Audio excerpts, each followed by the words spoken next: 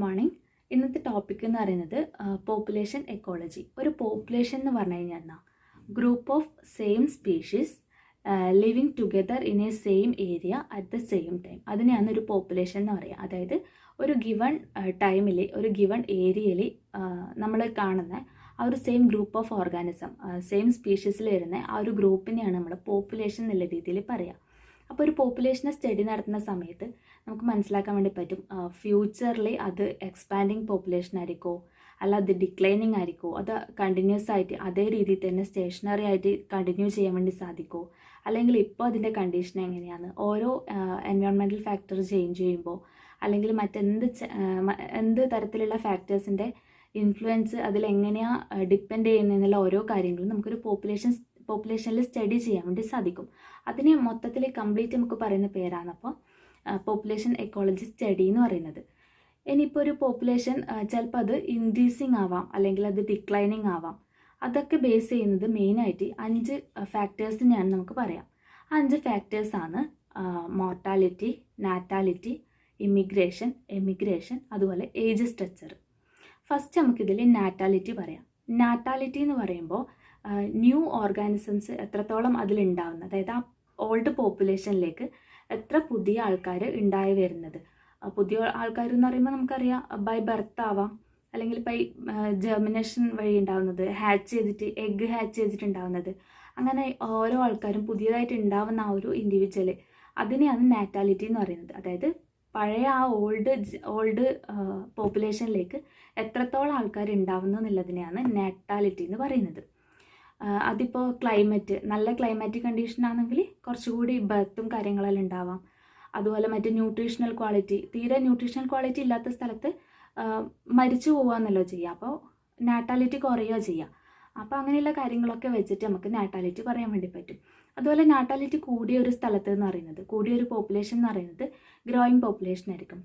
കാരണം ആ സ്ഥലത്തേക്ക് പുതിയ ജനറേഷൻ കൂടുതൽ ആൾക്കാർ ഉണ്ടായി വരുന്നത്. അപ്പോൾ നാറ്റാലിറ്റി കൂടുക എന്ന് വെച്ച് കഴിഞ്ഞാൽ ആ പോപ്പുലേഷൻ ഗ്രോത്ത് നടക്കുക, പോപ്പുലേഷൻ ഗ്രോയിങ് ആണെന്ന് നമുക്ക് പറയാൻ വേണ്ടി സാധിക്കും.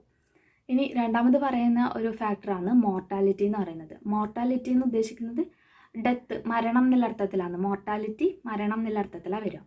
അതായത് ഒരു ഇനീഷ്യൽ പോപ്പുലേഷനിൽ എത്രത്തോളം ആൾക്കാർ മരിച്ചു പോകുന്നുണ്ട്, ആ ഒരു ടൈം പീരീഡിൽ മാത്രമാണ് വരുന്നത്.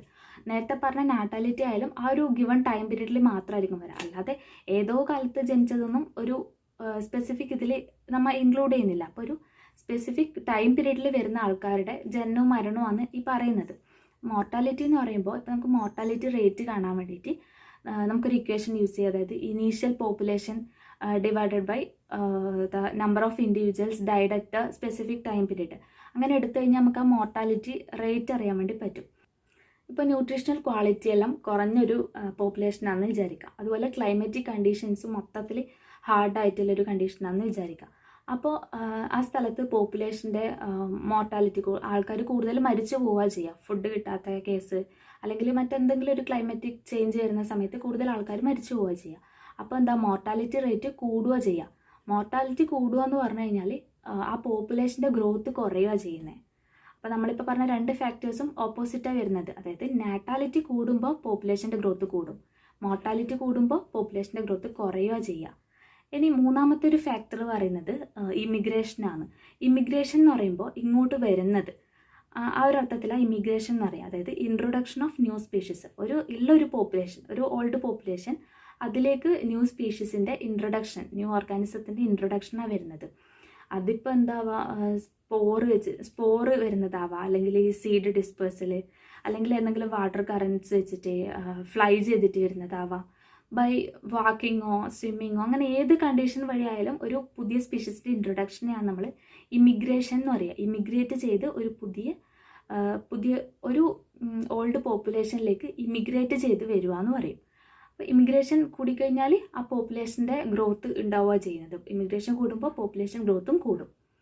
അതിന് നേരെ ഓപ്പോസിറ്റാണ് എമിഗ്രേഷൻ എന്ന് പറയുന്നത്. എമിഗ്രേഷൻ എന്ന് പറയുമ്പോൾ പോവേന്നവർ, അതായത് ഇപ്പോൾ ന്യൂട്രീഷൻ കിട്ടുന്നില്ല, ആവശ്യത്തിനുള്ള ഫുഡ് കിട്ടുന്നില്ല, ക്ലൈമറ്റ് കറക്റ്റായിട്ട് നമുക്ക് ആവശ്യമുള്ള ക്ലൈമറ്റ് അല്ല ഉണ്ടാവുന്നത്, അല്ലെങ്കിൽ വേറെ എന്ത് തരത്തിലായാലും ഇപ്പം പക്ഷികൾക്കൊക്കെ ആണെങ്കിൽ ഇപ്പോൾ കൂട് ഉണ്ടാക്കാൻ പറ്റുന്നില്ല, ആ ഒരു സ്ഥലത്ത് ആ സ്പേസോ എന്ത് പ്രശ്നം വന്നിട്ടായാലും അവരവിടെ നിന്ന് എമിഗ്രേറ്റ് ചെയ്ത് പോവേന്ന് വിട്ടു പോവേന്നെങ്കിൽ അതിനെയാണ് എമിഗ്രേഷൻ എന്ന് പറയുക. അപ്പോൾ എമിഗ്രേഷൻ റേറ്റ് കൂടിക്കഴിഞ്ഞാൽ ആ പോപ്പുലേഷൻ്റെ ഗ്രോത്ത് കുറയുക ചെയ്യുക.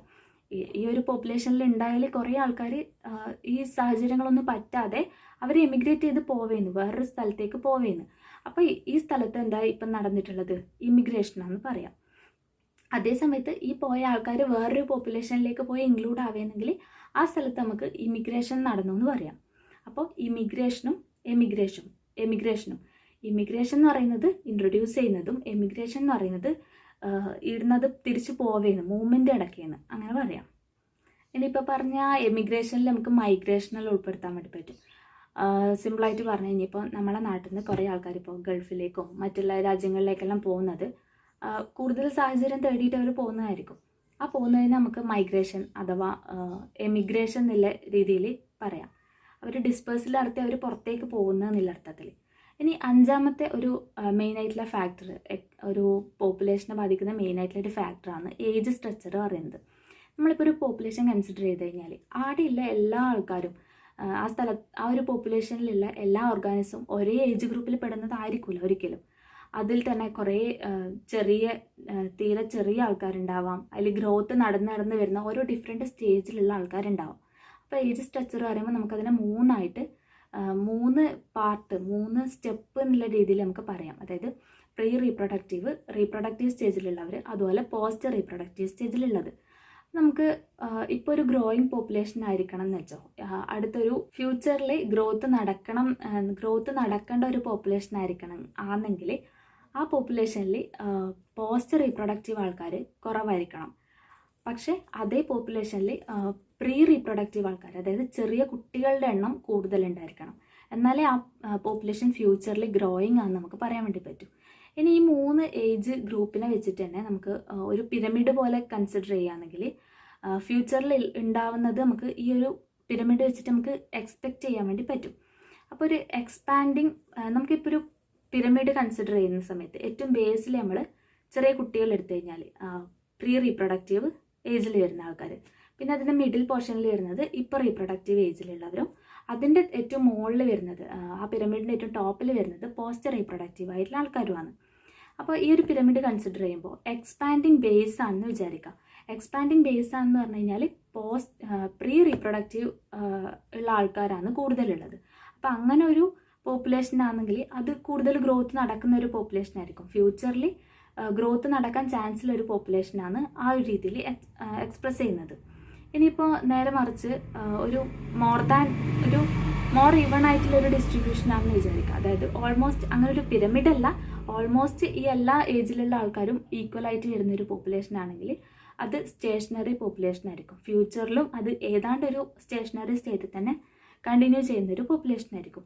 ഇനിയിപ്പോൾ ഏറ്റവും മുകളിൽ പിരമിഡിൻ്റെ ഏറ്റവും മുകളിലുള്ള ആൾക്കാർ, അതായത് പോസ്റ്റ് റീപ്രൊഡക്റ്റീവ് ഏജിലുള്ള ആൾക്കാരാണ് കൂടുതലെങ്കിൽ ഫ്യൂച്ചറിൽ ആ പോപ്പുലേഷൻ ഡിക്ലൈനിങ് പോപ്പുലേഷൻ ആയിരിക്കും. ഗ്രോത്ത് അല്ല അവർക്ക് നടക്കുന്നത്, അതിൻ്റെ പകരം അത് ഡിക്ലൈനിങ് പോപ്പുലേഷൻ ആയിരിക്കും എന്ന് പറയാം. അപ്പോൾ ഇപ്പം നമ്മൾ പറഞ്ഞത് ഒരു പോപ്പുലേഷൻ എക്കോളജി പറയുമ്പോൾ ഫസ്റ്റ് പോപ്പുലേഷൻ എന്താണെന്ന് പറഞ്ഞു, പിന്നെ പോപ്പുലേഷനെ ഇൻഫ്ലുവൻസ് ചെയ്യുന്ന ഒരുപാട് ഫാക്ടേഴ്സ് ഉണ്ട്. അതിൽ മെയിനായിട്ടുള്ള 5 ഫാക്ടേഴ്സിനെ പറ്റി മാത്രമാണ് പറഞ്ഞത്. ഇതിന് പുറമെ എൻവയോൺമെൻറ്റൽ ഫാക്ടേഴ്സും, ആ എൻവയോൺമെൻറ്റൽ ഫാക്ടേഴ്സ് തന്നെ ഈ ഓരോ ഫാക്ടറിനെയും ഇൻഫ്ലുവൻസ് ചെയ്യുന്നുണ്ട്. നമ്മളിപ്പോൾ മെയിനായിട്ട് പറഞ്ഞിട്ടുള്ളത് natality, mortality, immigration, emigration, age structure, ഈ 5 കാര്യങ്ങൾ വെച്ചിട്ട് മാത്രമാണ് ഇപ്പോൾ പറഞ്ഞിട്ടുള്ളത്. ഇതിന് പുറമെ ഒരുപാട് ഫാക്ടേഴ്സ് എൻവയോൺമെൻ്റലായിട്ടും ക്ലൈമറ്റിൻ്റെ വരുന്നതും അങ്ങനെ ഒരുപാട് ഫാക്ടേഴ്സ് ഇതിനെല്ലാത്തിനും ഇൻഫ്ലുവൻസ് ചെയ്യുന്നുണ്ട്. Thank you.